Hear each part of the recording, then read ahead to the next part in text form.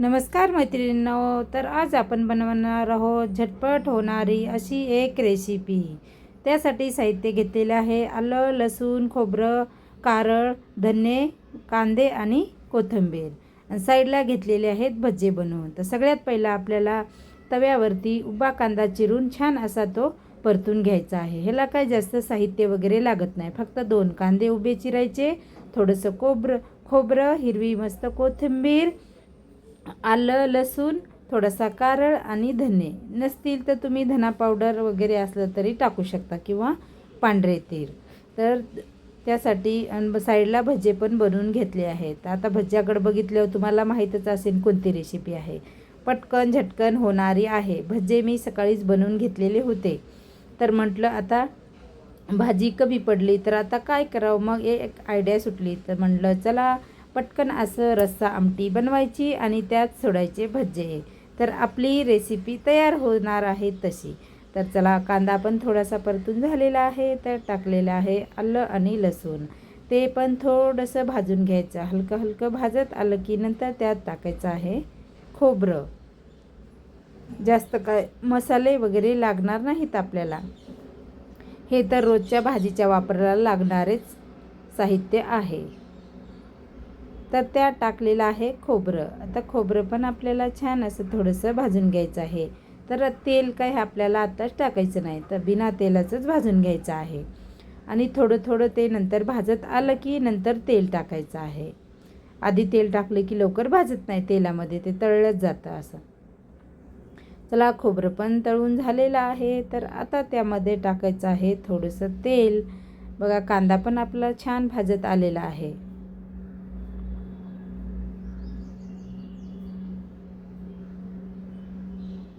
आता त्यावरती टाकलेलं आहे 1 पळी तेल।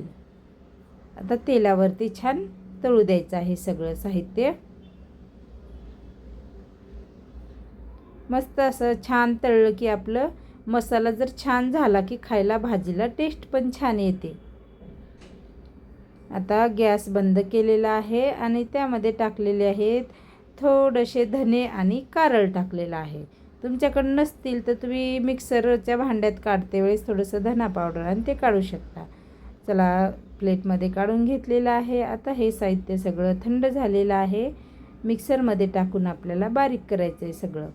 वरून टाकलेली आहे हिरवी मिरची, 1 हिरवी मिरची, कोथिंबीर, थोडंसं धना पावडर टाकलेलं आहे। तर चला, छान असं झालेलं आहे। काढून तेल गरम करू दिलं आणि त्यात मसाला टाकून घेतला। छान अशी कडकडीत फोडणी झालेली आहे। तर आता आपल्याला एकसारखं हलवत राहायचं आहे, छान असं ह्याला तेल सुटेपर्यंत। त्यात टाकलेलं आहे हळद, चवीपुरतं मीठ, लाल तिखट,